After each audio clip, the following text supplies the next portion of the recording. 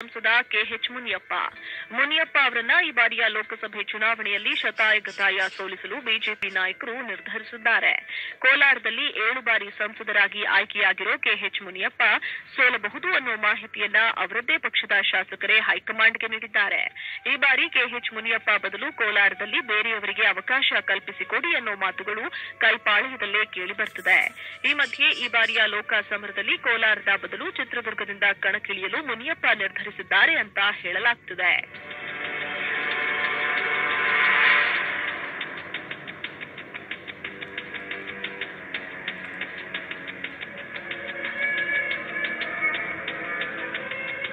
ಒಟ್ಟು 8 ವಿಧಾನಸಭಾ ಕ್ಷೇತ್ರಗಳನ್ನ ಹೊಂದಿರೋ ಕೋಲಾರ ಲೋಕಸಭಾ ಕ್ಷೇತ್ರದಲ್ಲಿ ಕಳೆದ ಬಾರಿ ಕಾಂಗ್ರೆಸ್ 5 ಸ್ಥಾನಗಳಲ್ಲಿ ಜಯ ಸಾಧಿಸಿದೆ. 2 ಕ್ಷೇತ್ರದಲ್ಲಿ ಜೆಡಿಎಸ್ ಜಯಭೇರಿ ಬಾರಿಸಿದ್ರೆ ಉಳಿದ 1 ಕ್ಷೇತ್ರದಲ್ಲಿ ಪಕ್ಷೇತರ ಅಭ್ಯರ್ಥಿ ಗೆದ್ದು ಬೀಗಿದ್ರು. ಕೋಲಾರ ಕ್ಷೇತ್ರದಲ್ಲಿ ದಲಿತ ಎಡಗೈ ಸಮುದಾಯಕ್ಕಿಂತ ಬಲಗೈ ಸಮುದಾಯದ ಮತದಾರರು ಹೆಚ್ಚಿನ ಸಂಖ್ಯೆಯಲ್ಲೇ ಇದ್ದಾರೆ. ಹೀಗಾಗಿ ಮುನಿಯಪ್ಪ ಕೋಲಾರದ ಬದಲು ದಲಿತ ಎಡಗೈ ಸಮುದಾಯದ ಜನಸಂಖ್ಯೆ ಹೆಚ್ಚಿರುವ ಚಿತ್ರದುರ್ಗ ಲೋಕಸಭಾ ಕ್ಷೇತ್ರದಿಂದ ಚುನಾವಣಾ ಅಖರಕ್ಕೆ ಧುಮುಕಬಹುದು ಎನ್ನೋ ಲೆಕ್ಕಾಚಾರ ಸದ್ಯ ರಾಜ್ಯ ರಾಜಕೀಯ ಪಡಸಾಲೆಯಲ್ಲಿ ನಡೆದಿದೆ.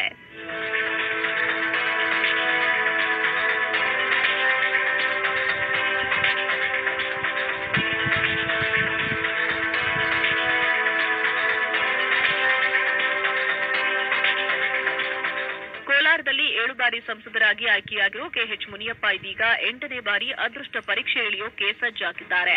ಆದರೆ ಈ ಬಾರಿ ಮುನಿಯಪ್ಪನವರು ಕೋಲಾರದ ಬದಲು ದಲಿತ ಎಡಗೈ ಸಮುದಾಯ ಜನಸಂಖ್ಯೆ ಹೆಚ್ಚಿರುವ ಚಿತ್ರದುರ್ಗದಿಂದ ಕಣಕ್ಕಿಳಿಯಲು ನಿರ್ಧರಿಸಿದ್ದಾರೆ ಎನ್ನಲಾಗುತ್ತಿದೆ.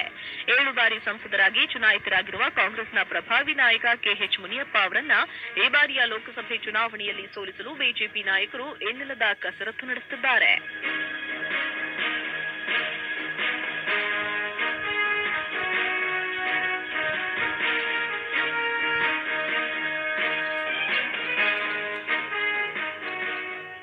ಅದೇನೇ ಆಗ್ಲಿ, ಲೋಕಸಭೆ ಚುನಾವಣಾ ದಿನಾಂಕ ಘೋಷಣೆಗೂ ಮೊದಲೇ ತಂತ್ರಗಳು ರಣತಂತ್ರಗಳನ್ನ ರೂಪಿಸುವ ಕೆಲಸದಲ್ಲಿ ರಾಜಕೀಯ ಪಕ್ಷಗಳು ಬ್ಯುಸಿಯಾಗಿವೆ.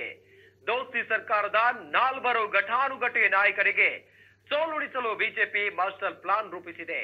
ಆದ್ರೆ ಇದು ಎಷ್ಟರ ಮಟ್ಟಿಗೆ ವರ್ಕೌಟ್ ಆಗುತ್ತೆ ಅನ್ನೋದನ್ನ ಕಾದು ನೋಡಬೇಕಿದೆ. ಇದೇ ಈ ಹೊತ್ತಿನ ವಿಶೇಷ.